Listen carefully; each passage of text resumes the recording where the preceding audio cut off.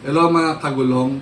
Ako po si John Pamintuan ng PAMI, Branch Manager po dito sa Quezon City, na sasagutin po natin ang mga katanungan ng mga drivers and operator patungkol sa PAMI. Ano po ang PPAI o Passenger Insurance? Ang PPA ay ito yung required ni LTFRB. Ang meaning ng PPA is Personal Passenger Accident Insurance na required sa mga papublikong sasakyan. Sir, ano po ang PAMI? Ang PAMI, ang meaning ng PAMI is Passenger Accident Management and Insurance Agency Inc. Itong PAMI ay isa siyang broker, insurance broker. Hindi siya insurance company na nagpapaloob sa kanya yung 25 insurance company, member ng insurance company na nakapaloob sa, naka-umbrella sa PAMI. Siya yung nagmamanage dun sa 25 out of insurance of company. Gaano po kahalaga ang PPAI o Passenger Insurance sa mga operator, driver at mga mananakay? Ito po ay napakahalaga sa mga operator, driver. Ito po ay isang insurance sa mga pasahero in case po na magkaroon ng aksidente ang pasahero or self-accident. Lahat ng pasahero, including driver, mako-covered po ni PAMI. Since ang kino-covered po ni PAMI is per head ang coverage niya. Halimbawa po, meron po kayong aksidente per passenger na hospital po, pwede po i-reimburse yung mga nagastos nyo sa hospital, sa PAMI.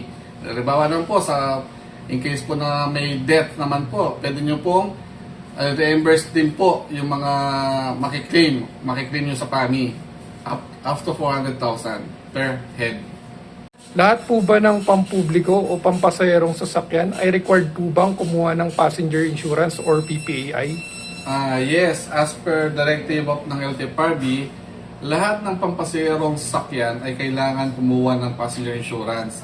Kasi ito yung protection ng operator na in case of emergency o in case of accident, ito po yung isa sa nakatumutulong sa mga gastusin sa hospital at saka kung sakali may namatay.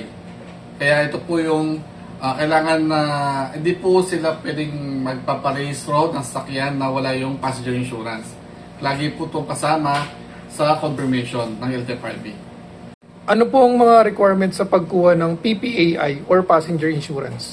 Sir, ano pong requirements sa pagkuha ng PPAI or Passenger Insurance? Ang dokumentong kailangan para makakuha ng passenger insurance, isa dito ay yung Provincial Authority or CPC, yung Certificate of Public Convenience na tinatawag nila, tsaka yung OR/NCR ng sasakyan. Sir, what if yung time of accident is naka-private use siya? Hindi siya bumabiyay sa TNBS. Pero kumuha siya ng passenger insurance, makakapag-claim po ba siya? Yes, as long na ang sasakyan ay ginamit nila sa kalsada na merong nagkaroon ng aksidente, mapa-private use man yan or public use na umandar. Kahit hindi siya umandar actually, may nakasakay sa sasakyan, binangga sila or nakabangga siya, basta merong pasero o driver na aksidente sa loob ng sasakyan, covered siya. Sir, paano po ba mag-claim? Gaano kabilis mag-claim? And ano po yung mga requirements para makapag-claim in case magkaroon ng accident? Okay, siguro regarding dyan, makakatulong natin dito si Woodrow, ating mga claims processor dito sa Quezon City. Ito na si Woodrow para sa mga katanungan natin sa claims. Good day po. Ako si Woodrow Villa, claims processor dito sa Quezon City branch, NCR branch ng PAMI. Sir, paano po ba mag-claim if in case magkaroon ng aksidente? Una, siguro, secured muna natin yung area kung saan nangyari. Yung mga pasahero, kung may victim, may nasaktan, sa third party, ganun din. Then, report natin sa police. Then, after natin silang masettle, siguro, mayroon namang hotline, pwede kayong tumawag sa amin para ma-facilitate namin yung mga concern. Then, magbibigay kami ng list of requirements, kailangan yung i-comply, iba yung requirements for medical and for death claim. So, yun. Sir, gaano kabilis ba iproseso ang claims? Sa processing ng claims, ang instruction actually ni LTFRB is 5 working days from upon the receipt ng mga requirements. So sa amin, basta kompleto yung requirements nyo, pinipilit namin makomply yung 5 working days.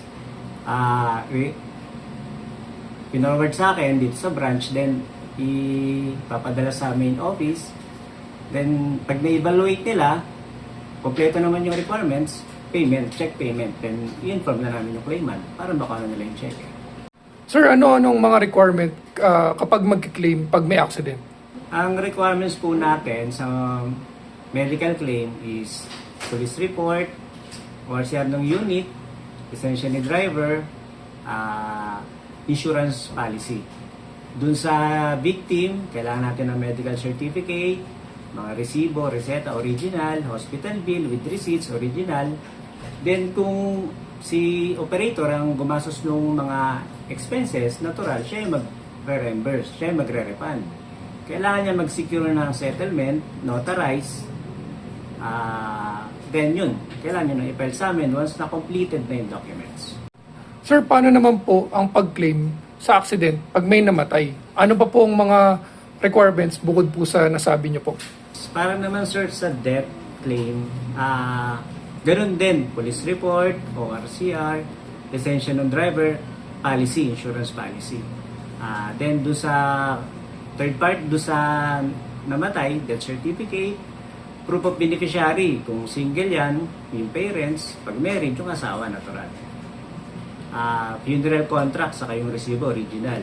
At the same time, yun ulit, release of claim, if settled yung claim, yung proceeds dun kay operator. Kung nang halimbawa nagbayad na si operator. Pero kung hindi, depende sa arrangement nila, yung proceeds nung coverage ng insurance kay claimant o yung dosa na iwan nung namatay. Sir, magkano po ang coverage? Sir, maganda yung tanong mo. Bali, ganito po yun. Sa passenger insurance, yun yung topic natin ngayon. Ang coverage po ng pasahero per head is 100,000 sa medical. Based on medical receipts. Meaning, pag less than dun sa expenses, dun sa medical receipts, yun lang yung makiklaim expected natin. Pero pag more than, dun sa limit, hanggang dun lang po, which is hanggang 100. Ngayon, pagka namatay naman, yung victim, hindi naman natin kagustuhan yun, ang coverage po nun is 400,000. Just the same, kagaya ng sinabi ko kanina, payable yun kay claimant. Pero kung sakaling binayaran ni operator, syempre, si operator na yung magre-refund. Ngayon, meron akong hawak dito na sample nung policy natin.